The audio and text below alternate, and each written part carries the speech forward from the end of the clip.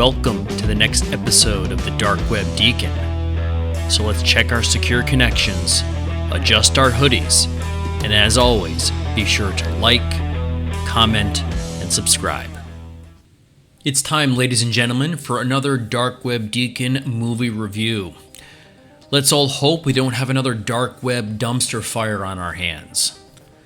So apparently, people being afraid of clowns is a thing. Some experts believe as many as 1 in 10 adults have a fear of clowns. In another study on hospitalized children, it found approximately 10 out of 1,000 children, most of them girls, were afraid of clowns. Fortunately, I'm not one of them. So let's dive into The RingMaster. I'll do my best to avoid major spoilers. The film is set in Denmark and has subtitles. So if that's not your thing, well, you're screwed already. As I was looking at one of the posters, I noticed Blockbuster is sponsoring this movie. Not a good sign. Unless you are over 40, you have no idea what Blockbuster even is or was. But when you F up the movie rental business in spectacular fashion, my confidence in you is already diminished. The film starts off well enough. Two female co-workers, Agnes and Belinda, played by Anne Bergfeld and Karen Mikkelsen, are working the night shift at a small, off-the-beaten-path gas station. The initial opening scene of the film is pretty cool. It's actually a homage to the opening scene of Frankenstein, in which an MC warns the crowd what they are about to see may horrify them, which was well done and really set the tone. The initial setup is that there's some huge sporting event that pretty much everyone in town is watching, so these two women will be alone all night. The mood intensifies when two sketchy guys show up. One has a camcorder and begins to annoy Agnes. They buy some gas and go on their way. No big deal. I did notice that the gas prices were set at $9.91 euros a gallon, which right now equals about the same in US dollars. Jesus Christ, man, I know Denmark is all pro-green and all, but at this point, I'm rooting for the bad guys to burn this place down myself. Once the two guys are on their way, Belinda and Agnes have a bit of an argument. Belinda claims she saw a woman duct taped in the backseat of their car. Agnes then, after some reluctance, agrees to call the police, since that is something normal people would do. But then Belinda says, no, don't call the police, since her jerk of a boyfriend is coming over. Solid morals on this one. Now, I will point out, the editing is very unique in this film. It interweaves the first and second act of the film together, so there are constant flashbacks throughout. So the setup in Act 1 is definitely intertwined with the RingMaster and the Red Room events in Act 2. As the first act of the film progresses, the women are pranked and slowly tormented with things like Belinda and Agnes' "It's your time to burn" scrolled on the car wash wall at the gas station. Yet they don't call the police with any real urgency or follow-through. Since this is set in Europe rather than in the US, these women have no guns or no means to defend themselves. So the US version of this movie would definitely be a lot shorter and sweeter. Hey!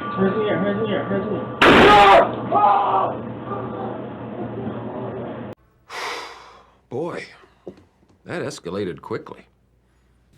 Speaking of Act 2 of this film, this is where it's all about the RingMaster. He preps Agnes and her boyfriend Benjamin for the Red Room show. The film fully explores the Red Room mythology with both a live audience at the event and also people watching on a live video stream. The RingMaster gleefully spins the wheel of misfortune, with each color on the wheel meant to inspire a torture onto their victim. For example, orange on the wheel will equal some type of fire torture. As Agnes's boyfriend is beaten and tortured, viewers message the RingMaster in enjoyment. The RingMaster is great. I think he is a little bit like Buffalo Bill from Silence of the Lambs at times, since he mocks the victim, then sometimes acts kind, and then is completely unhinged, but without clearly spelling out any motivation. So we just have to kind of accept in the film that he's a sadist. I think it would have been much better served if they illustrated a little more of his backstory in some of the flashbacks. What I did find a little dumb and irritating was that the ringmaster was one of the few random people to show up at the gas station earlier in the night, and was obviously recorded by the security camera. So we'll talk a little bit later about this inconsistency. This film does do a great job of drawing out and illustrating the snuff film and red room type film mythology in its truest form. A key turning point in the film is that Belinda, in a moment of being untied, attacks the ringmaster and knocks him out temporarily, and then all hell breaks loose and we enter Act 3 of the film. In the final act, Belinda and Agnes need to escape the torture building. They do not pick up a single weapon from the torture room, which just drove me crazy. So they are left defenseless as they try to find their way out. Oh, and also we learned that 2 douchebags from earlier at the gas station are also involved in this plot, and they too were captured on the video gas station security cameras. Again, this is very dumb. If people vanish from a gas station and police check the video, the first people they will track down are the ones that were on the security camera. Finally, Belinda can't go on anymore, and Agnes runs as fast as she can. But Belinda does pull off one last badass move to take out one of the bad guys, which was really satisfying. Agnes then walks until she can't walk anymore and waits for help to arrive as she is traumatized for life. So what's the final verdict on The Ringmaster? Well, the acting is very well done. The cast is fantastic, with the 2 female leads doing a great job carrying the film. They were likable and believable without being over the top. The film is shot well, and having the 2 girls get some revenge on the bad guys was a great payoff. The editing is unique, but it does put the story out of order, which interrupts the overall flow of the film, which may annoy some viewers.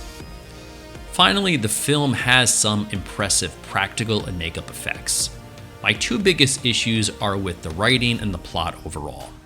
The classic dumb behavior of people in horror films, not calling the police, not having anything useful to protect themselves, and making generally dumb decisions to move the plot along or to build artificial tension.